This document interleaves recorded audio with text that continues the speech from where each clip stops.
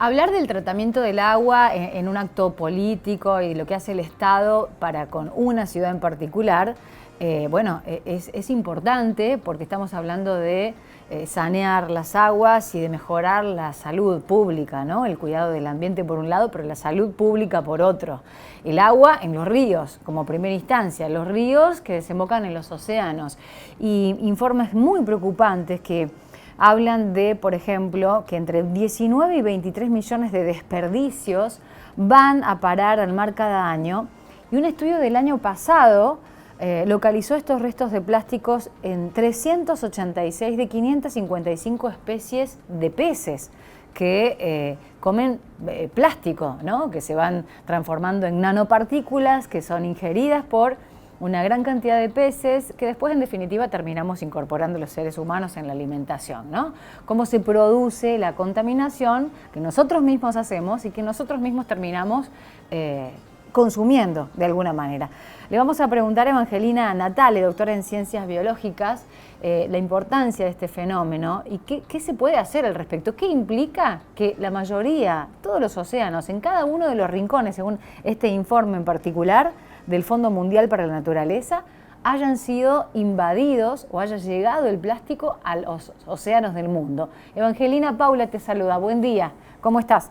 Hola Paula, buen día, ¿cómo andás? Bien. Bueno, ¿estás al tanto de este informe?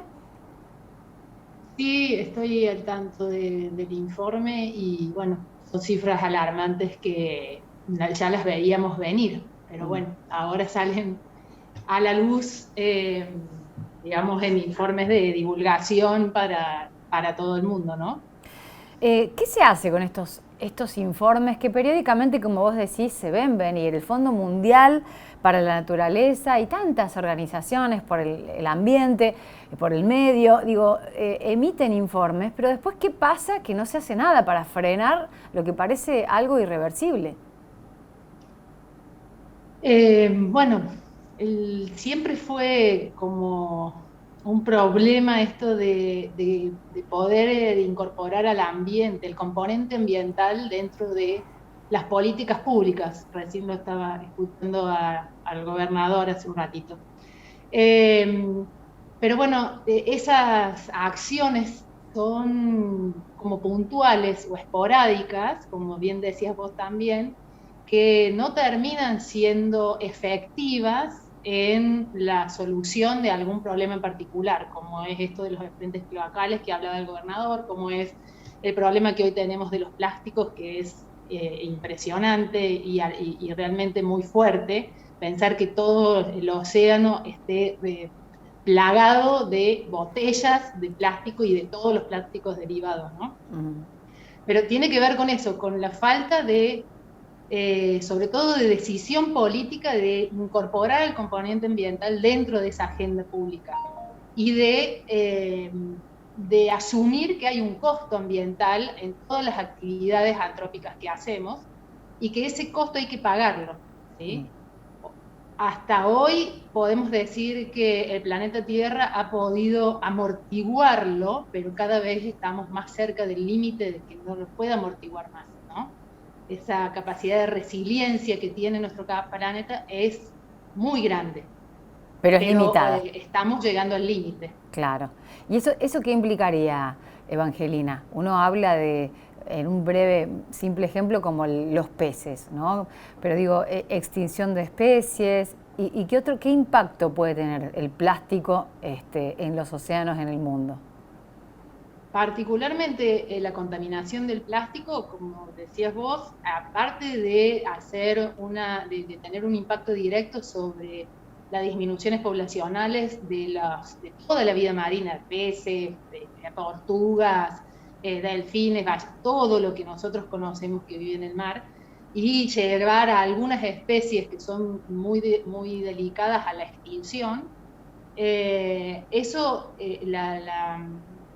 digamos, la incorporación del plástico en estos organismos hace que también se vean impactadas la actividad pesquera, porque es una actividad productiva de la cual nosotros, digamos, vivimos y comemos de esas de esa actividad, del turismo, de la misma navegación, porque es tan grande la cantidad de plástico que uno ve que se generan islas de basura y que eso también impide la circulación en el mar. O sea, uno capaz que no lo puede dimensionar, porque encima nosotros somos una provincia mediterránea, ¿no?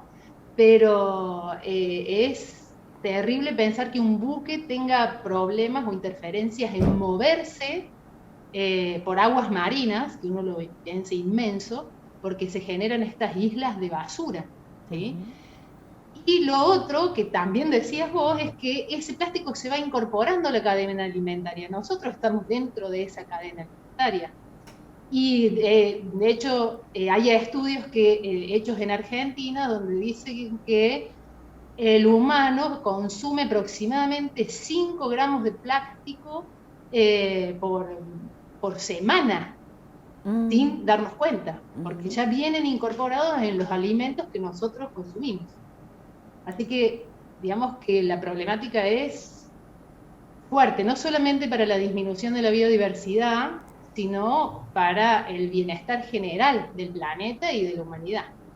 Bueno, hay una conferencia medioambiental, cada tanto se organizan, vos sabés, Evangelina, pero esta la organiza la ONU, se va a celebrar en Nairobi del 28 al 2 de marzo, y lo que proponen los expertos es que realmente pueda desembocarse en la desaparición de algunos productos que no necesitamos y en criterios de producción y reciclajes internacionales. Lo que hablan y lo que intentan en algún punto es la emisión cero, que parece algo, emisión cero, es algo como imposible porque siempre entran las industrias, los intereses económicos y el plástico, que sabemos que es tremendamente nocivo para cualquier cosa, sigue existiendo y hasta lo que vos decís, incluso hasta dentro de la elaboración del alimento.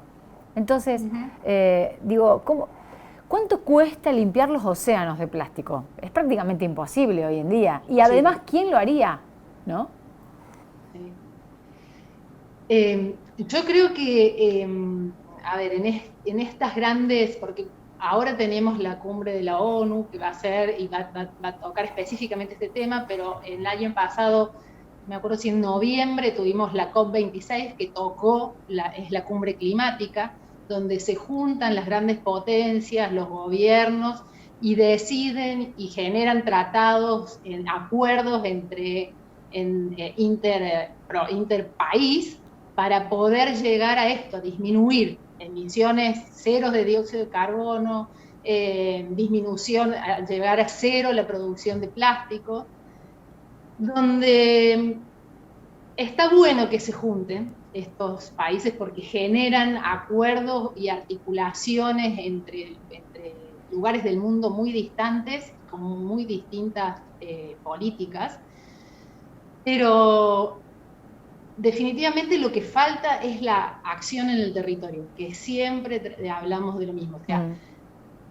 Argentina puede, que de hecho también lo está pensando, generar una ley de presupuestos mínimos para el tratado de los residuos plásticos, así como fue la ley de presupuestos mínimos para la conservación de los bosques, ¿sí? Donde ponemos los mínimos estándares para decir qué es lo que debemos hacer para evitar estos grandes impactos ambientales. Pero generar esos instrumentos, si no se llevan a las prácticas, si no realmente no se aplican en el territorio, y nos vamos en palabras, y de hecho hay algo que dije hace poquito, en el 92, cuando fue la cumbre de la Tierra, en Río 92, que fue la primera cumbre grande de la Tierra donde hablamos de estas problemáticas ambientales, en la COP26 y ahora en la ONU del 28 de febrero, vamos a hablar exactamente lo mismo. Sí. Exactamente lo mismo. ¿Cuál es la diferencia? Es la capacidad, que la capacidad de la Tierra, del planeta, de soportar lo que estamos haciendo es cada vez menor. Estamos al límite y nuestra forma de vivir genera cada vez más de estos productos contaminantes. O sea, ya para 2030 se estima que vamos a tener como el doble o el triple de producción de plásticos. Sí, para el 2050, exacto. Producción cero. O sea, ya está previsto en los informes que se va a duplicar esto. Entonces, si ya está previsto, digo, ¿por qué no se hace algo para para contenerlo, para frenarlo.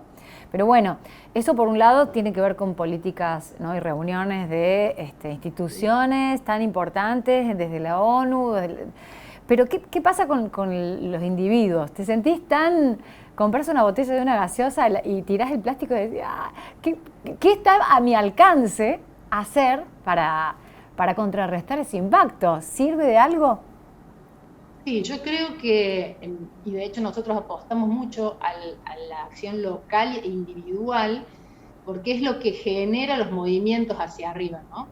Eh, Nosotros como personas debemos tener esa capacidad de generar ese cambio de actitud, esto que vos decís, ¿por qué comprar botellas, la gaseosa en botella de plástico y no usarla retornable? ¿Por qué ir al supermercado sin bolsa? Porque total el súper me la da, ¿sí? Y no usar mi bolsa reutilizable. Porque hay un montón de actitudes pequeñitas que si todos de alguna forma lo vamos internalizando, esto genera movimientos en los mercados. Mira lo que me pasa a mí mucho, es que voy al súper, ponele con mi botella retornable y no puedo usarla porque Claro. el súper no compra la botella, o sea, compra la descartable. Sí. Entonces, entonces es generar eso, necesitamos generar esos cambios pequeños, porque si no, las personas también se frustran y dicen, bueno, ¿para qué lo voy a hacer si no puedo ir a comprar la botella retornable porque no estaba en el mercado? Es verdad. Entonces son acciones en distintos niveles que pueden generar un cambio más sustancial. No sé si global ni importante, pero sustancial. Creo que debemos llevar Sí, eso. y la conciencia, ir trabajando educacionalmente en formación individual para después, a largo plazo, buscar un impacto. Lo que pasa es que no tenemos tanto tiempo, Evangelina, como vos decís. No, no Es tenemos como que tiempo. cada vez tenemos menos tiempo. Ayer justamente leí un informe de la ONU sobre el impacto de la contaminación de las colillas de cigarrillo también en los Sí. mares. O sea, ya no es solamente Uh-huh. plástico, digo, son un montón de cuestiones. Y volviendo acá al Sí. tema más local, quería preguntarte sobre tu percepción sobre lo que ocurrió con los peces en el río aquí en Río Cuarto, ¿no? Porque hay un informe elaborado por Ambiente de la provincia que atribuye a las altas temperaturas, pero después, bueno, hay otras cosas que quisiera preguntarte, como por ejemplo que fue en una zona local, en una curva, en el río. Digo, ¿esto es posible, es viable, esta explicación? Sí, o sea, a ver, yo justo no estuve, así que no pude ver el panorama en vivo y en directo, Mm. pero de lo que pude ver, estábamos en una onda de calor muy, muy fuerte ese enero, que fue los primeros días de enero, y el calentamiento del agua en esa zona donde era muy pequeño, porque viste que nuestro río es un río de llanura, en algunos lados donde no se deposita arena hay más profundidad, y en otros lados donde sí se deposita arena, que es justo tiene que ver con las curvas, donde el río sedimenta o erosiona, donde hay depósito de arena, la superficie o la profundidad es muy pequeña. Y eso hace que las temperaturas del agua, la columna de agua, se caliente entera. Entonces, es probable que sí haya sido por la ola de calor y que los peces por calentamiento no hayan podido sobrevivir por falta de oxígeno, por anoxia, estas situaciones fisiológicas nada más. De hecho, yo en ese mismo momento, en el embalse de Río Tercero, también, y eso que el embalse de Río Tercero tenés una profundidad importante, también teníamos situaciones y encontrabas peces muertos por la ola de calor. Ujú. Eh, el informe de lo que hicieron de ambiente no sugiere otra situación. Claro.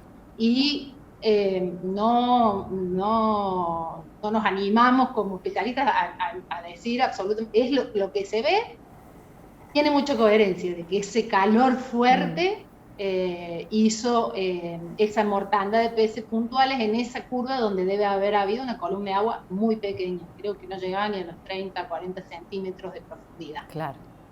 Bueno, ¿Que tiene que ver con el cambio contaminación, climático? eso te Sí. iba a decir, contaminación, calentamiento global, digo, cambio climático, no tenemos ya casi mucha proyección, ¿no? No nos queda tiempo y es actuar para ayer. Ojalá que sea posible y que los informes no dejen de cesar, pero que se traduzcan en políticas públicas a nivel mundial y comenzando por la concientización a nivel individual, ¿no? Desde chiquititos, desde chiquititas. Gracias, Evangelina, Sí. como siempre. Gracias, Paula, a vos por invitarme. Que tengas buen día. Evangelina Natale, doctora en Ciencias Biológicas, para conversar de estas dos cuestiones. Fundamentalmente la contaminación tremenda, estas cifras que acaba de emitir en un informe que arroja esto, ¿no? De la contaminación absoluta. En cada uno de los rincones de los océanos del mundo hay contaminación de plástico y su nanopartícula, ¿no?